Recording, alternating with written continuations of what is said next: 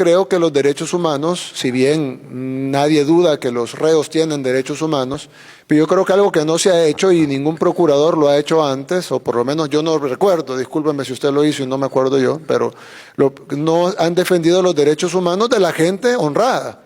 Generalmente defienden como que todo el enfoque de derechos humanos internacional o de las ONGs incluso está enfocado en los derechos de los delincuentes, que tienen derechos. Nadie dice que los delincuentes no tienen derechos, pero ¿por qué el enfoque es siempre en los derechos de los delincuentes? Y la gran mayoría de la gente honrada,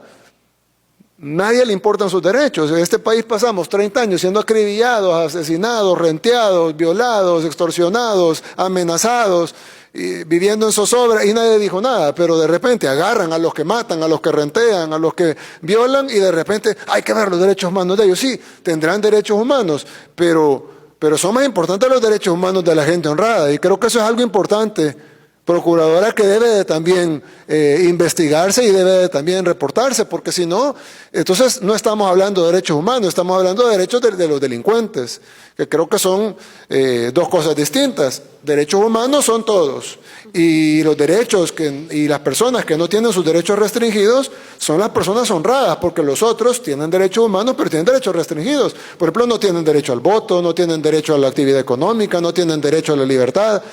¿Por qué cometieron un delito? Entonces, si se les restringe, en Estados Unidos algunos no tienen derecho a la vida porque les ponen a la silla eléctrica. Entonces, si se pueden restringir algunos derechos humanos tan fundamentales como el derecho a la vida, en el caso de los países que tienen pena de muerte, ¿por qué en el caso de los países pobres o en el caso de los países en vías de desarrollo del tercer mundo están encima que los delincuentes deben de tener derechos, pero cuando hablamos de los derechos de la población, ahí todo el mundo se queda callado y ahí ya no importa y lo que tenemos que hacer es seguir velando por los derechos de los delincuentes? Entonces, si bien nosotros vamos a respetar los derechos de los delincuentes y lo estamos haciendo y lo hemos estado haciendo todo este tiempo, pero nuestra prioridad va a ser los derechos de la población honrada, que son los que no tienen sus derechos restringidos porque no cometieron delito.